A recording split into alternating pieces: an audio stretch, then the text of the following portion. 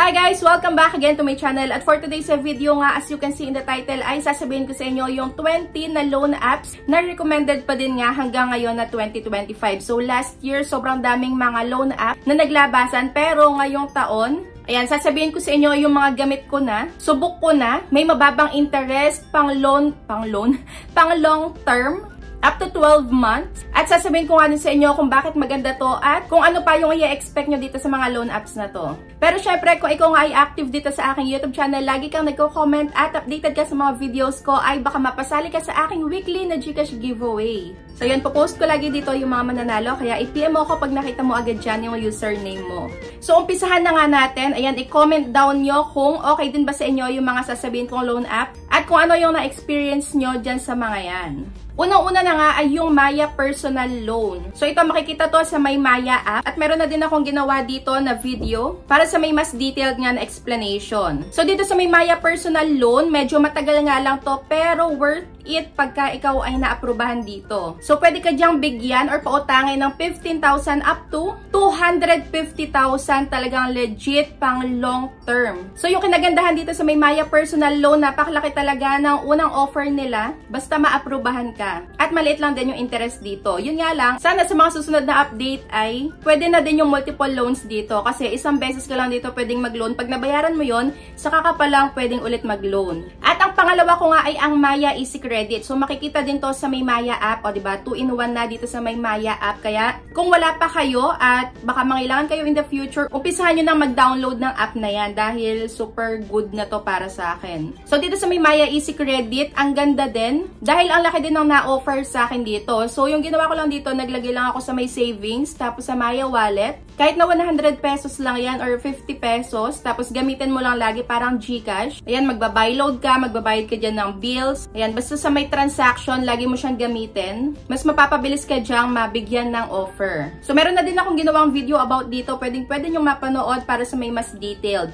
So yung kinaibahan lang dito sa may Maya Easy Credit, dito hanggat mayroon kang offer ay pwede mong unti-untiin yan hanggat hindi mo nauubos. Diyan nga pala walang kaltas at kahit isa wala kang maririnig dyan na bastos na agent, lahat dyan mga professional. At kung malate ka man dyan ng hulog, ayan, may tatawag lang sa'yo at tatanungin kung bakit ka na late tapos kung kailan ka magbabayad. So ayun, basta kailangan nga pagka naaprubahan ka dito, be a responsible borrower na lang din para makautang ka dito ng paulit-ulit. Dito sa Maya Easy Credit, pwede kang pag-loanen ng up to 30,000 pesos. Ayan, so dito, isang buwan nga lang mo siya pwedeng bayaran. So siguro, sana sa mga susunod pa na update ay mas matagal na siyang pwedeng bayaran. So dito, 30 days lang, pwede mong unti-untiin din yung pagbabayad hanggang sa ma-fully paid mo na. So yung pangatlo ko na ay yung Tala. So ito, napakatagal ko nang ginagamit to since October 2017 pa yata. At na-reach ko na nga yung pinaka-maximum na pwedeng ipaloan sa kanila, which is yung 25,000 pesos. At ang kinagandahan dito, meron pa din silang referral kung saan pagka nakapagpasa ka ng link nila, makikita mo yung link mo dyan sa may Tala app mo. Pagka naipasa mo yan sa iba, magkakaroon ka ng 200 pesos. Pero parang ngayon binabaan na nila 180 pesos na lang yata. Pero at least, di ba, napaka-generous pa din ng Tala. Pagka naipasa mo yan sa iba, nag-loan sila dyan gamit yung link mo. At kapag nabayaran nila yan, magkakaroon ka ng 180 pesos or 200 pesos. At kung sana yung mababawas pagka meron kang existing na loan sa kanila. So dito sa may Tala app ay pwede mo ding unti-untiin yung pagbabayad mo. At pagka mas maaga kang nagbayad dito ay mas maliit yung service fee na babayaran mo. At ang pang-apat naman ay yung G-Loan. Ayan, ito, gamit na gamit ko din yung G-Loan. Dati, isang beses lang yata ditong pwedeng mag-loan pag nakapag-loan ka. Hindi ka agad makakapag-loan ulit hanggat hindi mo nababayaran yung existing na loan mo. So, nag-try ako ngayon.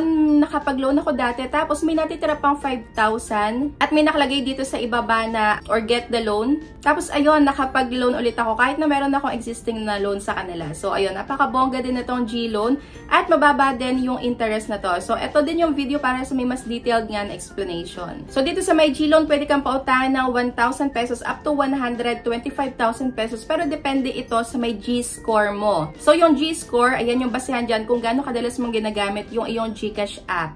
At ang panglima naman ay yung G-Gives. So, dito ay, ayan, flexible din ang installment. Maaari kang pumili nga ng installment plan mo na babayaran sa loob ng 6 months, 9 months, 12 months, up to 24 months. months. O, diba? Napakabongga. So, ito, nagagamit ko din to pagka may bibilin kang gadgets, pagka nag-o-offer sila ng G-Gifts, at okay naman yung naka-offer din sa'yo na amount, ay pwede mo nga din yung magamit. Kung gusto mo bumili ng cellphone, ng iPhone, ayan. Kaso nga lang dito, medyo matagal nga yung pag-increase. At dito sa may G-Gifts, pwede mo din nga din siyang pang shopping. Ayan, retail, supermarket, pharmacies, dining, convenience stores, lifestyle, at marami pang iba. So, makikita din yan sa may GCash app. At ang pang-anim naman ay ang G-Credit. So, ito, gamit na gamit ko din pagka may mga kailangan akong bayaran gamit yung GCash app. Pagka may offer kayo, ayan, kusang lalabas yan na choices kung gagamitin mo ba yung GCash balance mo or yung G-Credit na ino-offer sa'yo. So, meron din akong video para sa may mas detalyado nga na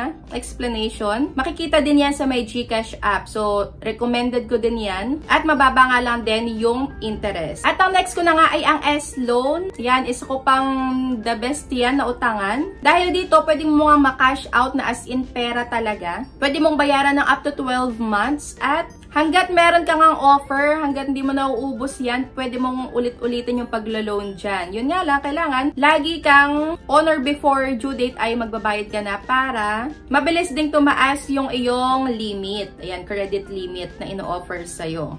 Ito nga palang S-Loan, makikita to sa may Shopee app. Ayan, lagi nyo i-update yung Shopee app nyo dahil baka meron na din kayong offer dyan sa may S-Loan. So, kaunti lang naman yung mga sasagutan dyan or yung mga ibibigay mong information sa'yo. Kailangan mo lang din pala ng ID. Medyo matagal din yan, kaya kung wala ka pang S-Loan at meron ka na dyan sa may Shopee mo, ay i-activate mo na yan.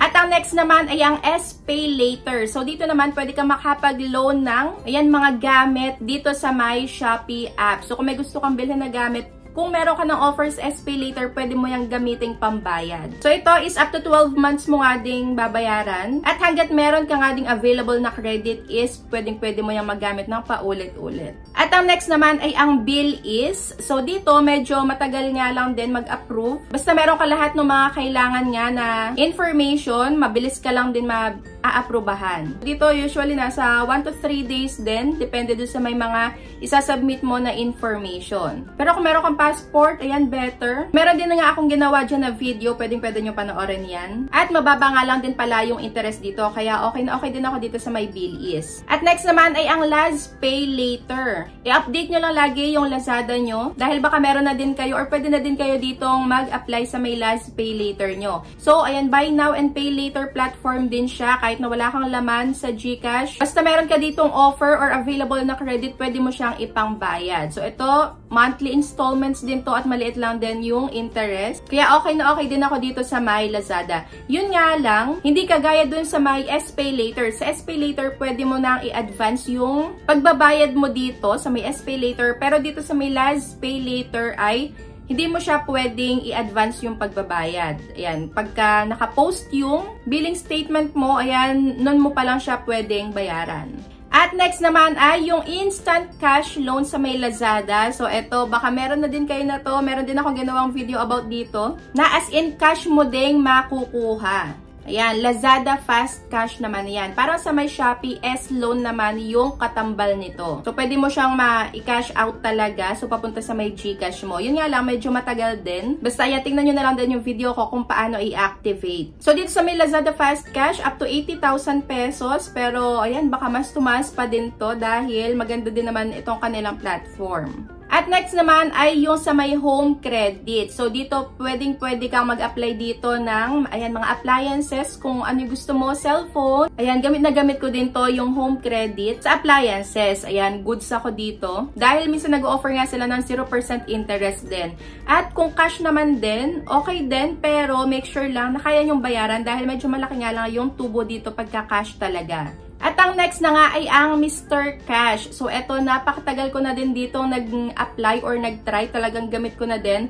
Yun nga lang, medyo malaki lang yung makakaltas dito pagka nag-loan ka. Pero okay na din compare sa iba dahil okay naman din yung mga agent dito. Ayan, hindi naman sila mga bastos. Pero syempre, kung hindi mo kayang bayaran nga doon sa may due date na ipapakita sa'yo, better na wag mo na lang din kunin. So, eto, okay din ako dito sa may Mr. Cash. Pagka talagang hindi ka na aprubahan doon sa may mga una kong nasabi sa inyo or nabanggit na loan apps, pwede kayo mag-try dito sa Mr. Cash. So, mabilis lang kasi yung pag-disburse ng pera dito papunta sa may GCash. At monthly din yung pagbabayad dito. So, again, ito ay okay lang mag-apply dito sa Mr. Cash pagka hindi kayo na-aprobahan doon sa may mga nauna kong binanggit sa inyo. So, next na nga dito is si Cash Express. So, okay din, recommended pa din naman. Pero, wag na wag lang kayong magpapalate ng hulog dahil, ayan, medyo malaki nga yung madadagdag dito pagka kayo ay nagpalate ng hulog. So, bago kayo mag-confirm dito sa may Cash Express, make sure lang na nakita nyo yung loan details nyo, yung kung kailan kayo magbabayad as in yung due date, at ayan, kung kaya nyo talagang bayaran. So, dito nag-offer din sila ng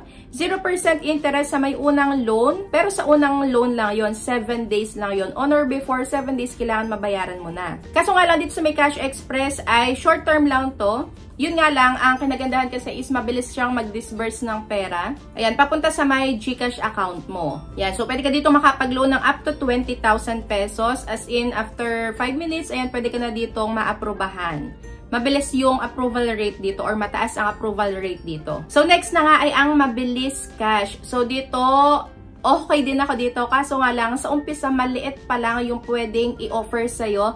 Dahil ako, yung unang offer sa akin dito is 300 pesos. Tapos sumunod, tumaas naman. Ayan, naging 1,000 yata or 2,000. Basta, ayun, ganun lang yung mga range dito ng binibigay na loan. Yan, pwede ka makapag-loan dito ng up to 30,000 pesos. Ayan, kinagandahan dito, mabilis talaga siya. Kaya kung ngayon ka nag-apply, ngayon din makukuha mo yung ina-loan mo sa kanila.